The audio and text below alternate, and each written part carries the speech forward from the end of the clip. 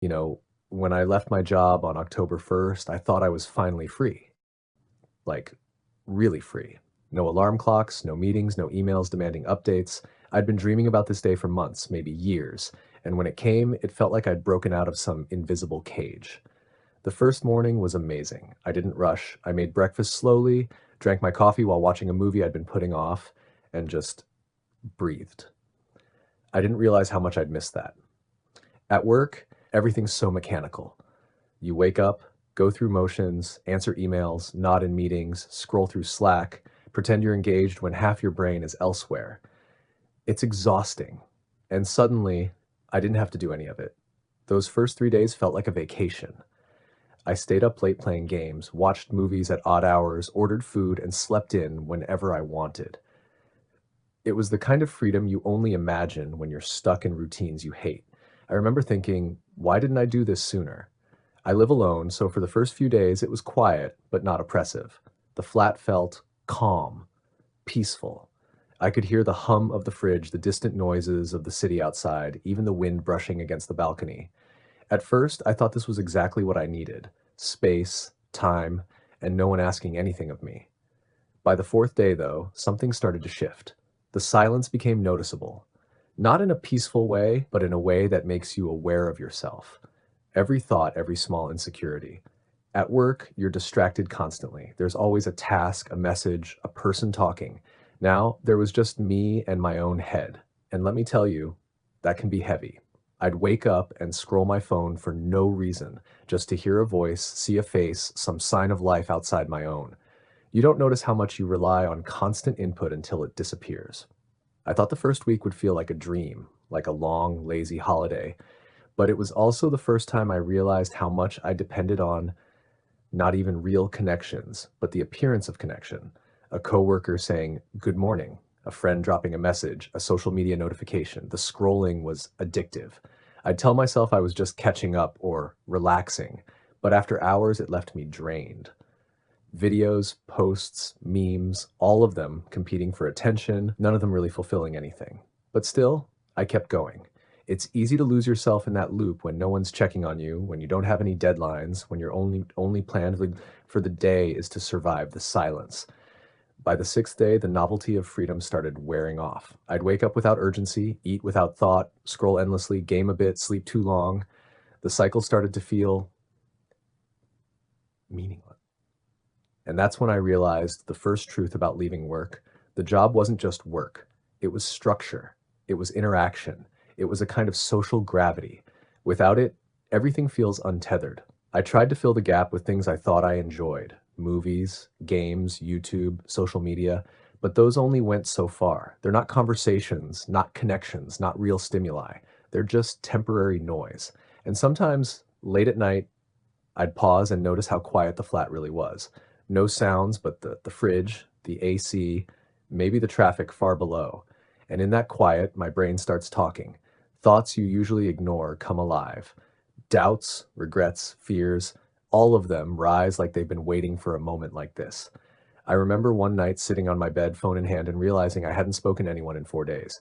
No friends, no family, just me. And I didn't want to call anyone. What would I say? Hey, I'm home doing nothing, still alive. It felt absurd. And so I didn't call. I told myself I was enjoying solitude, that I was recharging, but I wasn't completely sure yet. Still, there were bright moments. The first week gave me a strange kind of freedom. I could eat when I wanted, move when I wanted, watch, play, or sleep without needing permission or validation. I laughed at small things alone, like a scene in a movie or a silly game glitch. It felt like reclaiming time that work had stolen from me. But even in those moments of joy, I noticed a small tension creeping in. The absence of people, of structure, of responsibility. It's liberating, yes, but it also makes you aware of just how much you lean on routine and interaction to stay grounded. The first week is exciting, but it's also a preview of the wait to come. And that's the thing. Freedom feels good until it starts to feel like nothing. By the end of the week, I'd settled into a rhythm. Not a fulfilling rhythm, not a productive one, but a survival rhythm. Wake up, scroll, eat, game, nap, repeat. The flat is quiet, the streets are distant. My friends exist only in memories and social media feeds. And I start noticing small patterns, how I react when notifications pop up, how I feel when I scroll endlessly, how easily I can drift into numbness. That first week taught me something I didn't expect. Leaving work isn't just leaving the office, it's leaving the structure that keeps you tethered, leaving the noise that masks your own thoughts. And when you step into that space, it's exciting at first, like a new playground. But the quiet comes for you eventually. It starts to reveal things you didn't know were there, things about yourself you weren't ready to face. And that's the thing about week one. It's a honeymoon with freedom. Fun, exciting, almost intoxicating. But underneath the fun, the silence is already whispering. You just don't hear it yet. You know, the second week was different, way different. The first week had this excitement, freedom, no work, no alarms, no expectations. But by day 8 or 9, that feeling started slipping. Suddenly, the flat didn't feel like a playground anymore. It felt empty. The silence that had felt peaceful started pressing against me. Every corner of the room seemed louder, every tick of the clock exaggerated, and I started noticing things about myself I hadn't before. I think the worst part about being alone is how obvious your own patterns become. You realize how much you rely on external noise to survive. At work, your schedule keeps you busy, your coworkers distract you, your meetings structure your day. Um, Without that, you're forced to face yourself, and sometimes you don't like what you find. I found myself scrolling endlessly. Social media, news feeds, YouTube, it doesn't matter, anything to fill the quiet. At first, I thought I was just keeping myself entertained, but after hours, it felt hollow. I wasn't laughing, I wasn't learning, I was just watching life go by while mine stood still. I noticed how addictive it was. One video led to another, then another, and suddenly 4 hours had disappeared. I didn't even want anything from it, just noise. And then there was porn. I don't like admitting it, but it became part of the rhythm. Not because I craved it in any meaningful way, but because it was something to break the silence, something to feel, something to distract myself from the emptiness. It was quick, mindless, and yet afterward I felt heavier than before. But I did it again the next night, and the next. It's funny or scary how quickly you can form a loop when you're alone.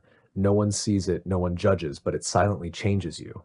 I started noticing the absence of people even more. My phone was quiet. Messages from friends dried up, not because they didn't care, but because life keeps moving and no one notices when someone steps back. Even my college friends only reached out when they needed something, a favor, a ride, a small convenience.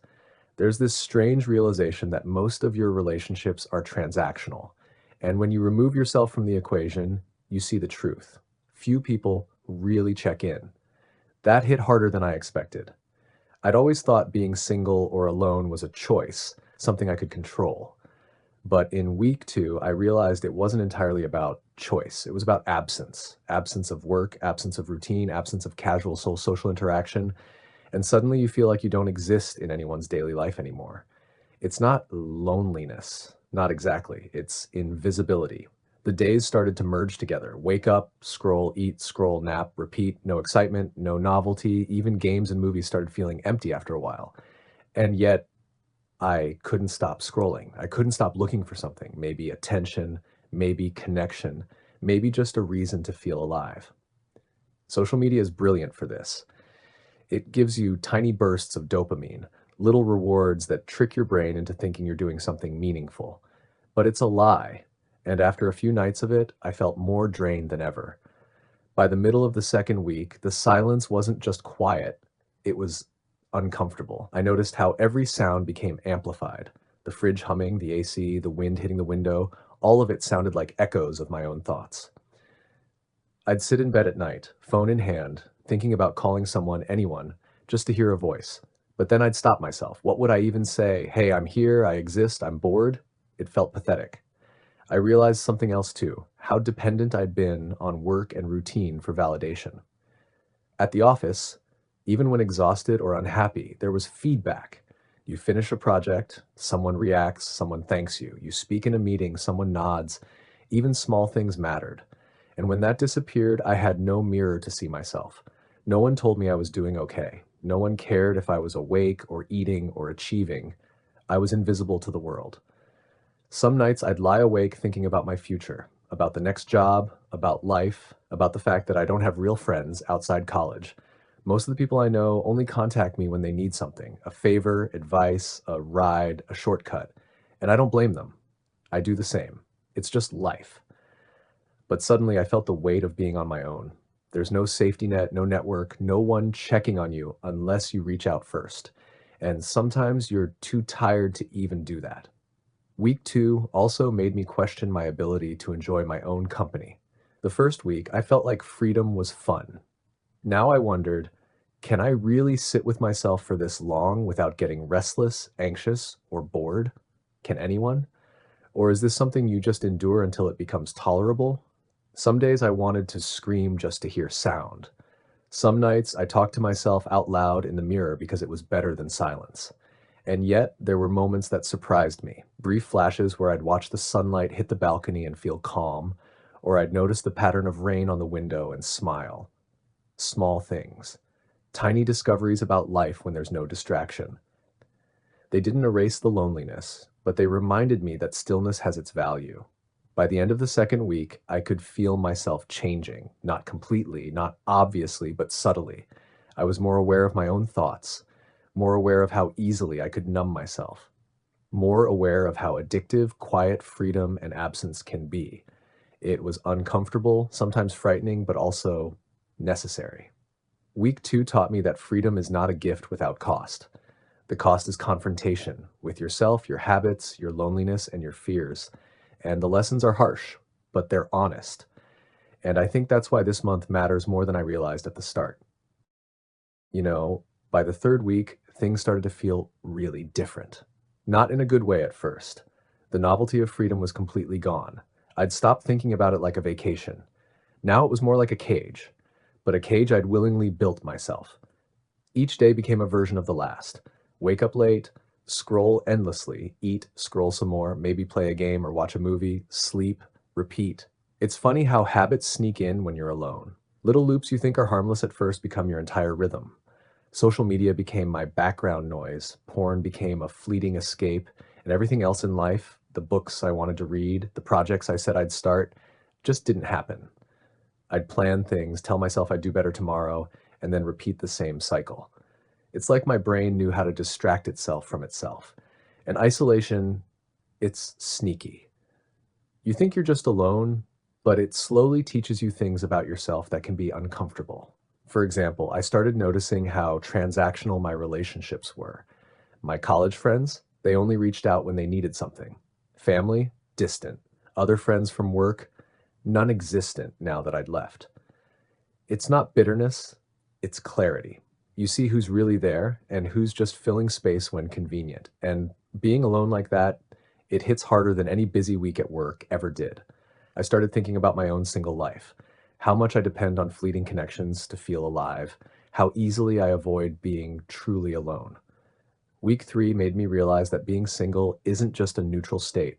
It can be a mirror reflecting every insecurity, every habit, every craving. You start hearing all the thoughts you used to ignore. Thoughts like, why do I even matter? Will anyone notice if I disappear for a while? And the habits? God. The habits. They became more than just distractions. Social media wasn't just scrolling anymore. It was validation. Watching other people's lives, comparing myself to them, thinking I wasn't doing enough, wasn't achieving enough. Porn wasn't just distraction either. It was comfort in a way that made me feel alive for 5 minutes, then empty for the next 50. I could feel myself slipping, and yet I couldn't stop. The dopamine loops had me trapped, but unlike at work, there was no schedule forcing me to get out of them. Some nights, I lay awake thinking about the future, about the next job, about whether I even wanted to go back into the corporate grind, about whether life was always going to feel like this, temporary highs, long stretches of monotony. I realized I'd spent so much of my life chasing approval, chasing connection, chasing productivity, that I didn't really know how to just exist alone, quiet, without judgment or expectation. But week 3 wasn't all darkness. Somewhere in the midst of all that scrolling, all that numbing, all that silence, I started noticing small shifts. Moments where I realized I wasn't completely lost in the loop, like when I'd sit and actually watch the sunlight hit my floor, or the way rain sounded on the balcony.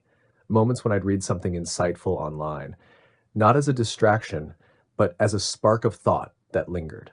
I began to understand that solitude wasn't punishment, it was feedback, a mirror showing me exactly how I lived and what I avoided. It was also in week 3 that I noticed my own resilience. Little things, making a proper meal for myself, keeping my flat clean, forcing myself to get up even when the couch felt like gravity, felt like victories. They were small, almost invisible victories, but they mattered more than any email I ever sent at work. The silence was harsh, yes, but it was teaching me to rely on myself, to take responsibility for my own time and energy, instead of letting the corporate clock or social validation dictate my mood. Still, some nights were brutal. You lie there, staring at the ceiling, thinking about how fleeting life feels when you have no one to share it with, how your existence seems almost invisible, how friends only appear when convenient, how social media makes everyone look like they're doing better than you, how porn, games, and endless scrolling temporarily fill a void but never close it. That tension between craving connection and learning to be alone was exhausting, and yet I could feel it slowly breaking. Not all at once, but in tiny, imperceptible ways. A thought would cross my mind. Maybe I don't need constant distraction to survive. Or maybe being alone isn't the worst thing in the world. That realization didn't erase the loneliness, didn't erase the frustration, but it was a start, a small crack in the armor I'd built against myself. Week 3 felt like living in a long corridor of mirrors. Each habit, each fleeting distraction, each craving, it reflected a piece of who I was. Some reflections were ugly, some uncomfortable, some sad, but some were honest. And for the first time in a long time, I could see myself clearly without anyone else's noise clouding the picture. By the end of the week, I'd begun to notice patterns, how I reacted to emptiness, how I filled time, how I avoided thought. And somewhere in that awareness, there was a strange kind of calm, subtle, fragile, but real. I was starting to understand that the last 3 weeks, the loops, the isolation, the discomfort, it wasn't pointless. It was teaching me how to be with myself, how to exist without constant approval, distraction, or validation. Week 3 didn't fix everything. I was still single, still alone, still dealing with habits I wasn't proud of. But it gave me a glimpse that maybe solitude isn't a trap. Maybe it's a teacher. And that's the first step. The last week was different. Not just because it was the end of the 30 days, but because I felt lighter. Somehow, the weight of the previous weeks had shifted. Weeks 1 through 3 had been about discovering the emptiness, facing the loops, the addiction, the isolation. Week 4 was about noticing the changes, the tiny ways I'd started to grow into my own company. By day 22 or 23, I could sit in my flat without scrolling endlessly. I'd wake up, make breakfast, maybe watch a short video, and actually enjoy the quiet afterward.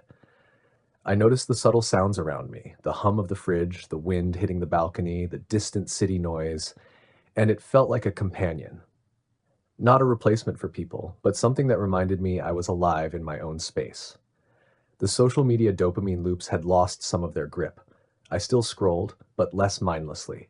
I caught myself mid-scroll and said, "Why am I doing this?" And sometimes I just put the phone down. Porn, too. It no longer felt like a crutch. It had been a symptom, a way to fill silence. But now the silence was enough. I could sit in it without needing anything else. And that was liberating. I started enjoying simple routines. Cooking a proper meal, cleaning, organizing my flat. These tiny acts became grounding rituals. There was satisfaction in doing something for myself without pressure, without expectation. I realized I didn't need external validation to feel capable. That was a shift I didn't anticipate at the start of this month. And then there was reflection.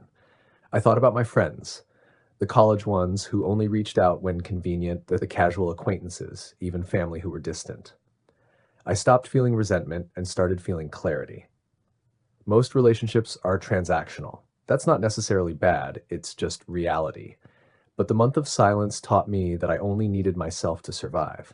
Others are a bonus, not a requirement. Week 4 also brought me small joys I hadn't expected. I'd sit on the balcony with a cup of tea, watch the sunset, listen to music, or just stare at the quiet streets below. No one around, no messages, no expectations. And for the first time, it felt peaceful instead of lonely. I realized solitude isn't emptiness, it's presence. Presence with yourself, awareness, reflection, freedom. I thought a lot about the upcoming first day at my new job, November 1st. Normally, that would have been anxiety inducing, stressful, but this time I felt different. I knew what it meant to sit with myself for 30 days. I knew what it meant to survive boredom, restlessness, and loneliness. I knew I could handle the outside world because I had handled myself. The fear of returning to corporate life still lingered, but it felt smaller now, manageable. I also thought about habits, how easy it is to let distraction take over when no one's watching. Week 4 had taught me self discipline in subtle ways. Not rigidly, not obsessively, but gently, noticing, adjusting, choosing differently. I'd still scroll, still check my phone, still indulge in small comforts. But now I could see them for what they were, and I could stop when I wanted. That control, it's quietly powerful. And finally, I thought about enjoyment. For the first time, I realized I had genuinely enjoyed being alone. Not the first week, not the second, not even all of the third, but now at the end, I could sit with myself and feel content, peaceful, whole. I didn't need constant stimulation or approval. I didn't need to reach out for validation or feel guilty about isolation. I could just exist, and it felt incredible. I think the biggest lesson of this month is this. Freedom isn't just leaving work or people behind. Freedom is learning to carry yourself through silence, boredom, restlessness, and loneliness. It's discovering that you're enough, that your presence matters, even if no one else is there to witness it. And maybe that's the hardest thing most people never learn because they're too busy filling the quiet with noise. As November 1st approaches, I feel ready. Ready to go back into the world, ready to start the new job, ready to meet people again. But I also feel different, calmer, stronger, quieter. I know now that I can survive, even thrive, in my own company. That solitude isn't a punishment, it's a teacher. And I think I like what it's taught me. I'll probably always remember this month. Not for the boredom, not for the scrolling, not for the moments of restlessness, but for the clarity, the awareness, the freedom of finally being able to sit with myself and feel okay. Truly okay.